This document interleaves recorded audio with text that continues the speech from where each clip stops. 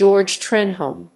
George Alfred Trenholm, February 25, 1807 – December 9, 1876, was a South Carolina businessman, financier, politician, and slaveholding planter who owned several plantations and strongly supported the Confederate States of America. He was appointed as its Secretary of the Treasury during the final year of the American Civil War. His merchant firm was estimated to have made $9 million by blockade running with its 60 ships during the war. Although he was imprisoned briefly after the war and suffered some economic setbacks, Trenholm continued to prosper. In the post-war years, Trenholm acted as a major philanthropist, aiding both blacks and whites in South Carolina. He also served on railroad and bank boards, and was elected to state office again in 1874 and died in office. Early and family life. George Alfred Trenholm was born on February 25, 1807 in Charleston, South Carolina, to Elizabeth Irene de Greffin Trenholm and her merchant husband William Trenholm. His maternal grandfather, Comte de Greffin, was a major plantation owner in Saint-Domingue before the slave revolution, is now Haiti. His paternal grandfather, William Trenholm (1737–1822), was born in Yorkshire, England, but lived and worked in Charleston most of his adult life.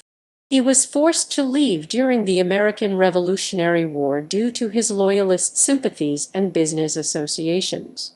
He lived in New York, the Netherlands, and Santo Domingo, but returned to Charleston in 1785 shortly after the end of the war, and lived there for another 37 years. He introduced his son William (1772–1824) into the family business. When his father died, George Trenholm left school and went into business. At age 21, George Alfred Trenholm married Anna Helen Holmes on April 3, 1828. Her father John Holmes owned a plantation on Johns Island, South Carolina, outside Charleston. The couple had 13 children, 5 including their first 4 died in infancy. In 1860, their daughters Emily B. 1839, Anna B. 1842, Eliza B. 1848, Christiana B. 1851, and sons Alfred B. 1844, Francis B. 1846, Edwin B. 1850, were still living with their parents. Also in the household were their married eldest son William Trenholm B. 1846, his wife, and their young sons, and Anna's mother. Career. At the age of 16, George Trenholm had begun working for a major cotton broker, John Fraser and Company in Charleston. He rose to become a partner, and by 1853, when he was 46, he led the company. Fraser died in 1854, and it became Fraser and Trenholm.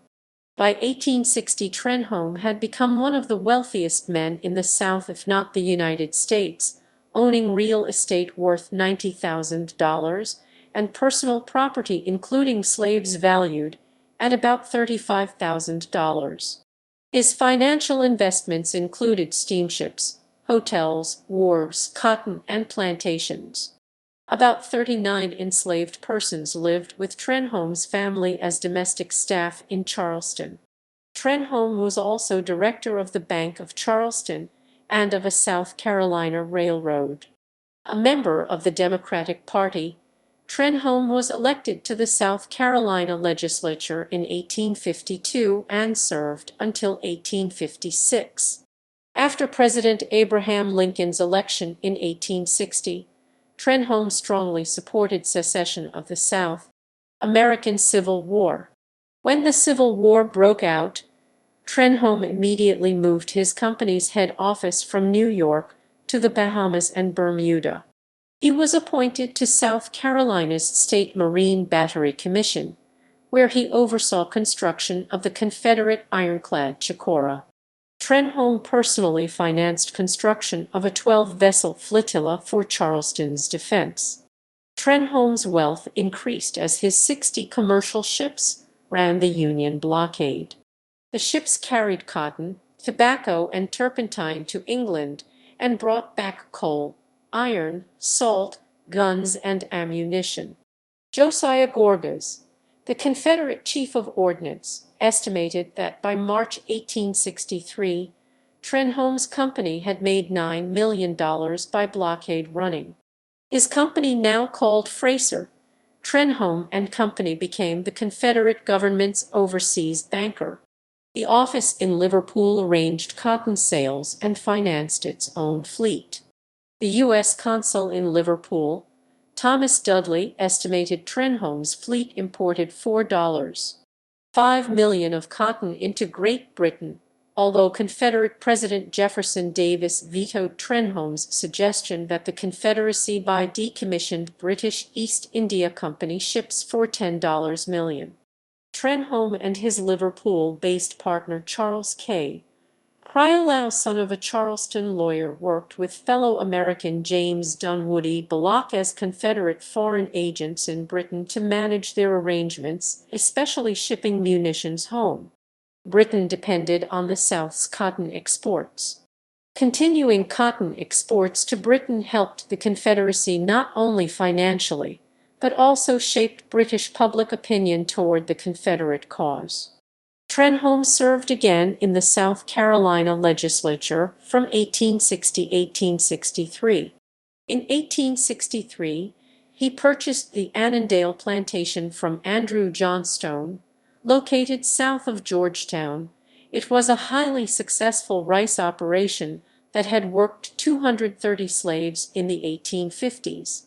In January 1864, Trenholm's daughter Emily married William Miles Hazard, Confederate scout. Trenholm deeded the Annandale and Beneventum plantations to Hazard shortly after the war's end, trying to protect them from potential confiscation by the United States government. Confederate Treasury Secretary Christopher Memminger, fellow Charlestonian and friend, used Trenholm as an unofficial advisor for almost 4 years. When Memminger resigned on July 1, 1864, due to public outcry after he issued millions of Confederate banknotes at one-third the value of the old ones, and moved back to North Carolina, Trenholm succeeded him. He was formally appointed on July 18, 1864. Trenholm was a more charismatic figure than his predecessor. Together with his constant published updates, he had better press relations and contact with the Confederate Congress. Trenholm had a never-give-up-the-ship personality, but could do little to stop the financial havoc as the rebel government grew insolvent and printing money caused inflation. Trenholm advocated direct taxation, reducing the circulation of paper currency, further public subscriptions for war bonds, and purchasing blockade runners rather than continuing to rely on private shippers. But the Confederate Congress refused to pass those measures. He signed off on payments for Southern spies, including operations in Canada and Washington, D.C., as well as for the defense of Richmond, Virginia. He moved to the Confederate capital after severing ties with his businesses in Charleston.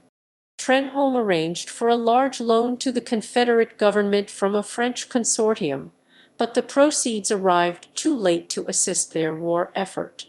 Trenholm's lavish entertaining in Richmond at the house that later became the Valentine Museum, and paying for a massive Christmas dinner postponed until New Year's Day 1865, endeared him to Richmond's elite.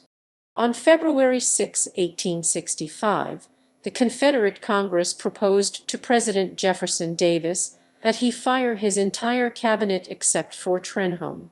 Davis declined, but Secretary of War James A. Seddon resigned and was replaced by General John C. Breckinridge. Flight from Richmond. During the war's final days, Trenholm arranged for the Confederate Treasury, Archives, and bullion owned by it and Richmond banks, to be transported from the imperiled capital into North Carolina by a train guarded by Captain William Howard Parker and Confederate naval midshipmen. The bullion and specie was later estimated to be worth between $250,000 to $500,000. The last published account of it reported $86,000 in specie hidden in the false bottom of a carriage and entrusted to James A. Semple, a naval paymaster and son-in-law of ex-President John Tyler. He was supposed to take it to Liverpool to pay Confederate accounts. Secretary of State Judah Benjamin used a $1,500 gold warrant signed by Trenholm to secure his passage on a boat to Britain. Other accounts trace $40,000 used by Major Raphael J. Moses, General Longstreet's commissary officer, to assist Confederate veterans struggling to return to their homes. Some believe Trenholm ordered the bullion dumped off railroad bridges on the journey described below, noting his son William patented a hydroscope for finding lost items in the water after the war, or had money smuggled to England by Sylvester Mumford, who later returned to Georgia, where it became an endowment to educate orphans, or taken to Canada. Trenholm sent his daughters out of Richmond on Friday, April 3, 1865, with First Lady Varina Davis by train, escorted by Midshipman James Morris Morgan, who would later marry one of the Trenholm daughters. The women rode to Charlotte, North Carolina, and then reached a rented house in Abbeville. Though ill, George Trenholm, with his wife as his nurse, the only woman among 30 male officials, evacuated Richmond on Sunday night, April 5, 1865, bound for Danville, Virginia, on the same train as the rest of the Confederate government. He was said to have self-medicated with peach brandy, shared with fellow travelers, and morphine. Days later, Trenholm was transported by ambulance to another train, which carried the Confederate government into North Carolina, where they learned President Abraham Lincoln had been assassinated on April 14. Eventually, Confederate government, including Trenholm, reached Fort Mill, South Carolina. Upon hearing of General Robert E. Lee's surrender at Appomattox Courthouse, Virginia, on April 9, the local commander in Charlotte, North Carolina, half his cavalry and almost all infantry left for home, with only 1,000 men, following General Eccles to meet with President Jefferson Davis and the remaining Confederate cabinet members in Fort Mill. Trenholm asked President Davis to accept his resignation, citing his ill health, and Davis accepted with his thanks on April 27, 1865. Imprisonment and parole. Trenholm had 6 rice plantations to manage in Georgetown County.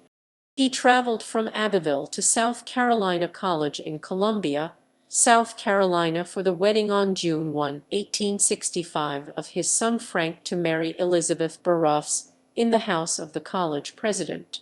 Trenholm, his wife, and daughters moved into their newly purchased estate, now named De Greffin, near Columbia, South Carolina.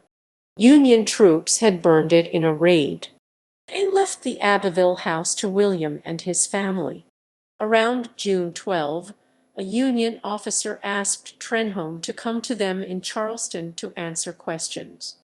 Escorted by his future son-in-law James M. Morgan, or by his son William, under alternate accounts, and carrying a bag of gold pieces, Trenholm drove to Orangeburg, South Carolina.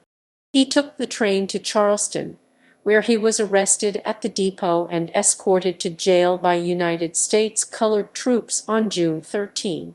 He was accused by the federal government of making off with millions in Confederate assets. He was soon joined in jail by Theodore Dehaan Wagner, the manager of Trenholm, Fraser and Company. Trenholm was briefly imprisoned at Hilton Head, South Carolina, but General Quincy Gilmore, who knew him and of his kindnesses toward Union prisoners during the war, and recognizing his physical disability, issued him a written parole on June 25 to allow him to return to his home and the corporate limits of Columbia, South Carolina. In July, Gilmore was relieved of his command, and Trenholm was arrested again on July 12. Secretary of War Edwin Stanton suspected him of involvement in President Lincoln's assassination. Blockade runners Theodore Gervais and A.S. Johnson were also arrested in July. Trenholm was imprisoned at Fort Pulaski near Savannah, Georgia. He was allowed guests, who came to include many former high Confederate officials. Fellow prisoners included James A. Seddon, David Yulee, R.M.T. Hunter, former Florida Governor A.K. Allison, Charles Clark of Mississippi, A.G. Magrath, and Assistant Secretary of War James A. Campbell, all of whom were allowed liberty around the island after giving their parole of honor on August 21. Postwar business, charity, and politics. Pardoned by President Andrew Johnson and ordered released on October 11, 1865, along with Clark, Campbell, Confederate Vice President Alexander Stephens, and Postmaster John H. Reagan of Texas, Trenholm returned to his business. Manager James Welsman had been pardoned in August, and on September 29, President Johnson had ordered property returned to Charleston firms, including Trenholm's, over the objection of Quartermaster General Montgomery C. Meigs. U.S. lawyers filed suit in Britain against the firm's assets in order to recover funds, and against several principals, including T.D. Wagner and Charles Prioleau. The federal government sued Canada for reparations for damages caused by British firms acting on behalf of the Confederacy, but settled claims including $3 million for damages to U.S. shipping by the British-built CSS Alabama. Trenholm's son Fred sailed home from England to attend his sister Helen's wedding to James Morris Morgan. Trenholm also created trusts and deeded plantations to his children and their spouses. The federal government ultimately confiscated some of these properties based on the failure of the Trenholm firm to pay customs duties on the many items imported by blockade runners during the war. Trenholm's cotton brokerage firm went bankrupt in 1867. It successfully reorganized as George A. Trenholm and Son, and shifted to take advantage of the state's post-war phosphate mining boom. Trenholm was elected as a director of the Blue Ridge Railroad in 1868. The railroad was planned to link Charleston and the American Midwest, but it reportedly went bankrupt due to embezzlement by an official who escaped to the north. It was also likely to have been mismanaged, as the Southern railroads were overcapitalized in this period. In the post-war period, Trenholm became known for his philanthropy in the South Carolina Low Country, to blacks as well as whites. He wrote in 1865 that emancipation of blacks was necessary and argued for their uplift. Many South Carolinians were unhappy with congressional Reconstruction and Governor Robert Kingston Scott. He led an effort to invest in public welfare and infrastructure, which resulted in a trebling of the state debt, as there had been little public investment before the war. He survived an impeachment vote. Voters elected Trenholm to the South Carolina legislature in 1874, and he died in office. The 1874 campaign season for governor was filled with violence as white Democrats worked to suppress the black Republican vote. The paramilitary group Red Shirts were armed and rode openly in groups. They were particularly militant and succeeded in intimidating many black voters. Despite the black Republican majority, Democrat Wade Hampton, a former Confederate general, was elected governor, and white Democrats retained control of the state legislature for most of the following century. Death and legacy. Trenholm died in Charleston on December 9, 1876, and was buried in Magnolia Cemetery. The Library of Congress holds the Confederate Treasury's records, many created by Trenholm. North Carolina erected a historical highway marker near his estate Solitude, where he and Memminger spent summers during his final years. Trenholm is the great-great-grandfather of Virginia politician Charles S. Chuck Robb. Gone with the Wind. Popular legend suggests that Trenholm and his exploits inspired Margaret Mitchell's character of Rhett Butler in her Civil War novel Gone with the Wind.